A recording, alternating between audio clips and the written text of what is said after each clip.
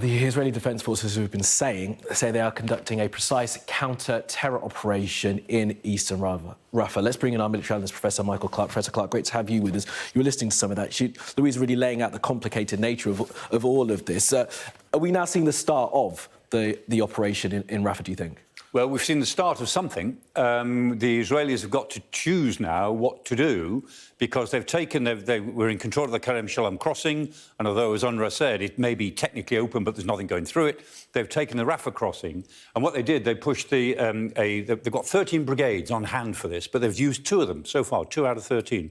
So one is they've got an armour brigade, the 401st, that's taken the Rafah crossing, and then they've got the 84th Infantry Brigade, which is holding the road to the Rafah crossing. That gives them about a quarter of the distance across to the Mediterranean itself. And this is known as the Philadelphia line, the actual border line. Although this is the Rafah crossing, this is not Rafah City. Rafah City is around here. But this whole thing is only about 9 miles long, so we're dealing with pretty small areas here. So from a military point of view, the Israelis could choose one of 3 things. They could either sit where they are and then conduct these airstrikes against Rafah City and insertions of special forces to try and grab Hamas people. That's one possibility.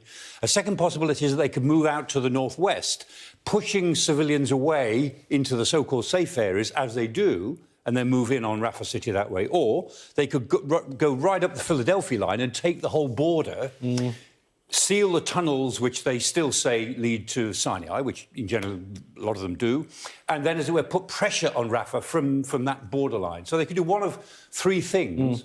I think they're just waiting to see what happens politically to decide which of them to do, because most of their forces have got 2 whole divisions sitting around here. They've only committed 2 out of 13 brigades, so they can choose quite a lot of options now once they get some sort of political direction as to what the government really wants. And just before we move on to what's happened with the US, are we clear at this stage of this how many members of Hamas are in this particular area? The Israelis say it's 4 brigades, 4 battalions. 4 battalions. That doesn't make a lot of sense. I mean, conventionally, a battalion is 600 troops, so that would be 2,500 or fewer.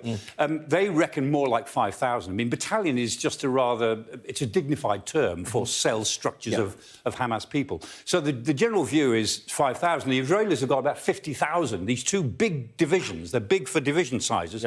2 of them, the 162nd and the 98th Airborne Division, between them have got about 50,000 troops. And they're going to use those 50,000, if necessary, to winkle out or kill or push out the 5,000 Hamas people that they say are in Rafah. OK, let's talk about what the United States have done reportedly over the past week or so. They've paused the shipment of bombs. What kind of bombs, and what does that tell us about how the US and Israeli governments are dealing with each other right now? Yeah, well, the kind of bombs are fairly big. About 3,500 in the shipment. About half of them were these 2,000-pound bombs, which are big. I mean, that's almost a ton of explosives. And then the other half were 500-pound bombs, more conventional size for most military operations.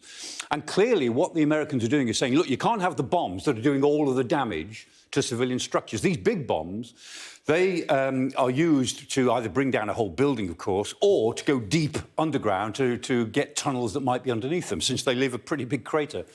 And so in not supplying or in slowing down the supply of those weapons, that's a clear message to the Israelis. Now, the Americans have been hinting about this for some weeks, and they've let it be known. Well, now they've let it be known that last week or so, they genuinely slowed down the supply, and they started to review whether they're going to supply these more accurate weapons called JDAMs, this kit to put on a bomb to give it little wings and make it very accurate, and these small diameter bomb systems.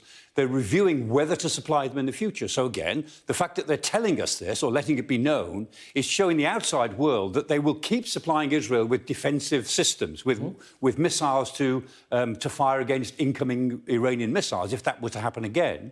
But they will not, or they're wary of supplying now the sort of things that are doing so much damage to the civilian population. It's a very clear political message. Whether it will make any difference to what the Israelis do, we don't know. Last night, the IDF, the Israeli Air Force, said they conducted more than 100 bombing operations in Rafah itself. So that's pretty extensive. Significantly, it's coming from the US administration that they've decided to make it public as well. It's important, no question. It may be a political message, but if it's a US political message, you can't afford to ignore it. Professor Clarke, really appreciate that. Thank you very much.